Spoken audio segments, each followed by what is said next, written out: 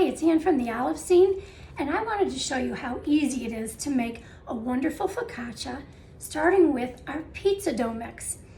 The pizza dough mix I am going to use is our Italian herb. We also have a classic, and either one will work, but because I want to use our mushroom and sage extra virgin olive oil as the oil in this, I just thought the herbs here, along with the mushrooms and the additional sage, is going to make a delicious focaccia. So this kit comes with a flour packet and also a yeast packet. And all the herbs are already in here. The classic pizza dough also comes with a flour kit, or flour packet, I'm sorry, and a yeast packet. The recipe for making the pizza, and it makes two nice sized pizzas, wonderful crust, is on there. It's very simple. We're gonna start exactly the same way and mix it exactly the same way as we do for the pizza crust. So my flour packet is going to go in to my bowl. My yeast packet is going to go into my bowl. Now this is a quick rise yeast. Oh, I didn't get a spoon. Hang on. Got it. Okay, this is a quick rise yeast. So within half an hour, your dough would be ready for pizza. I like to let it go just a little bit longer because my kitchen tends to be a little bit cool. But for the focaccia, we want to rise it just a little bit differently because we want a nice rise on it with a firmness that we don't necessarily get from the pizza dough when we follow the recipe exactly. The mixing part is the same. 1 cup of warm water. Now you can see that I made a little well in the middle. It makes it easier to mix. 3 tablespoons of extra virgin olive oil. Because I'm using the mushroom and sage, I'm changing the flavor of this dough. You can also use another extra virgin olive oil, plain or flavored. I've made it with our chipotle oil. I've made it with our harissa oil. I've made it with our rosemary oil or wild dill, both as pizza and focaccia. And you will see how quickly this comes together. This is a wonderful mix. We are so happy to be carrying it. And it is made for us from a company that uses all great ingredients. It's a great yeast, it's great flour for pizza and for this bread. So there you go. It has come together kind of into a bit of a ball. I like using a wooden spoon because it kind of clings to the dough, kind of like a dough hook would do on your mixer, but you don't need to do this with a mixer. That's a little bit too rough. Okay, so there's my dough. Now you can turn this onto a floured surface if you want to give it a couple of kneads. But I find that I can do it right in the bowl because I used a large enough bowl. And the measurements, they do just an excellent job. I have never had it not turn out when I measure the water and the oil properly. It is a little bit of a softer dough, which is what we want, especially with this quick rise if you're using it for pizza. Okay, so that's it. You can see that it took about, a minute or so of kneading, and I have a nice satiny, it's not that rough dough anymore. It's got a nice little texture to it, and I can see that everything is incorporated in nicely. It's not like a it's not like a pie crust where it's crumbly. It's nice and together. And I can already smell the wild mushroom and sage in there, as well as all those wonderful herbs from the Italian mix. I'm gonna take a little bit more of the wild rosemary oil, about a teaspoon, and oil the bowl that I'm gonna rise this in. My pizza dough is gonna go in the bowl. And then I'm gonna turn it so the oiled side comes up. So now it's oiled on all sides.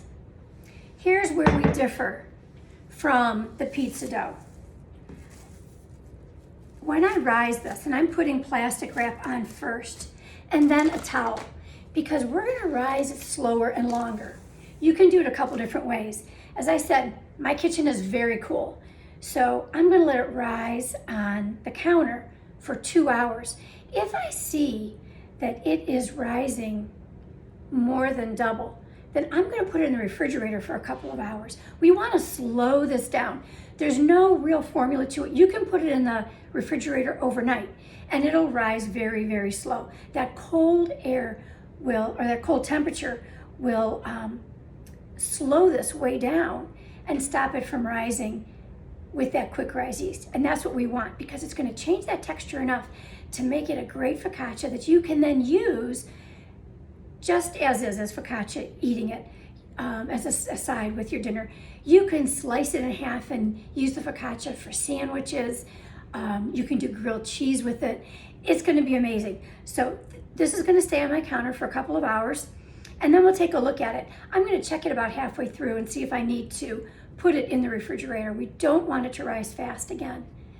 So let's see how this goes, and then we'll finish our focaccia. Okay, so we have one more step before we put this in the oven, and that is to get it in the pan and rise it one more time. This is not what you would do if you're, again, making the pizza. Your dough would be ready, you would form your pizza, you'd put your toppings on and put it right in the oven. We're gonna do a double rise on this so that we get more of a bread instead of pizza. Okay, so it has risen. It took almost 3 hours. It was a nice slow rise. I have a 9-inch pie pan. This is a metal pie pan. If you use a glass pie pan, I find putting parchment down first helps it not stick. For some reason with the metal, it doesn't stick. There's olive oil on the bottom of that. I am going to, there's my oven is ready. I'm going to just get this in the pan very quickly and easily. As you can see, it's already thicker than what a pizza would be. I'm going to bring it up the edges just a little bit, so as it rises and shrinks, it fills the pan. And there we go. I'm going to cover that again with the plastic wrap and then the towel. This time is only going to be about half an hour. And this can go into a warmer area. And we're going to let that rise. Time to finish this off and get it in the oven. I've got a nice rise on it. Now, when you look at some focaccia recipes, it tells you to poke those wonderful indentations into the dough and then let it rise. What I find is you lose the indentations, which I love.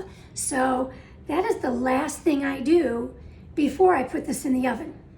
I'm going to drizzle more, yes, more, mushroom and sage, extra virgin olive oil onto the bread. And this is where this wonderful tappy spout comes in. The cap comes off. I've got a non-drip drizzle spout.